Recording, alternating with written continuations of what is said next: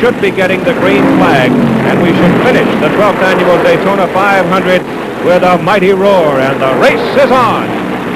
Keith, there's 26 cars still running out of the original 40, a high survival rate at these speeds. David Pearson in a Ford has the lead, and they're moving out of traffic right now as Pearson leads with Hamilton running right behind him. Tiny Lund is back in the pits. Tiny now is outside the top 10.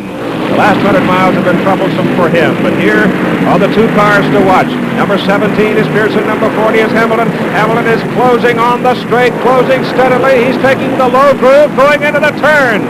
Let's see if he can handle it going through the turn. It's a little tricky to go down low like that. Boy, those new tires in that wing are really working for Hamilton here, firmly implanting that Plymouth on the track and allowing him to race like this with Pearson. And here they come screaming down in front of the grandstand, traveling better than 180 miles an hour. They are wheel to wheel. Chris, they can reach out and shake hands with each other. And this is what the 103,800 people paid to see. Stock car racing Southern style. And I think every man, woman, and child is on their feet as Pete Hamilton goes into the lead. It's 50-50. Half the crowd is for him, the other half for Pearson. The Chrysler Rooters and the Ford Rooters are really up now.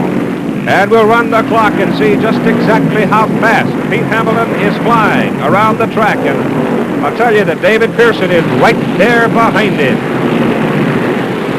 I might point out, too, Chris, that none of the experts in picking winners before the race picked Pete Hamilton as a possible winner. If you're an expert, Keith, you don't pick a rookie.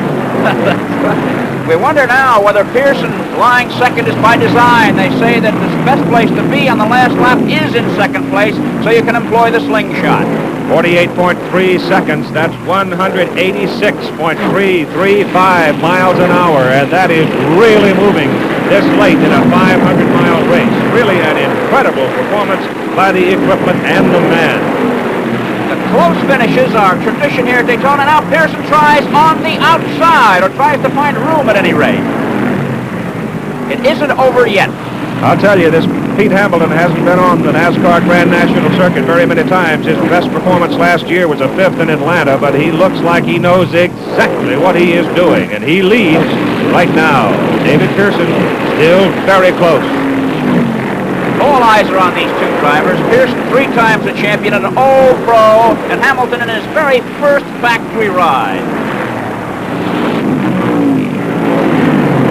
Pearson is still close. He's right in the draft, and here he goes. He's taking his run at Pete Hamilton right here, going into turn number 3. Can he hold him?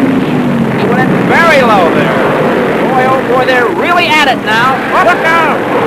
Pearson's in trouble. He almost lost it. He almost lost it. David Pearson was out of shape, almost sideways, but he fought back. Tremendous strength, and the white flag is flying. Pete Hamilton has the lead, traveling at better than 186 miles an hour. A remarkable story for the young man from Massachusetts. And it appears that David Pearson has lost momentum, perhaps has lost the will to really try all out again, though I find that hard to believe because he is one of the great competitors in the history of NASCAR racing.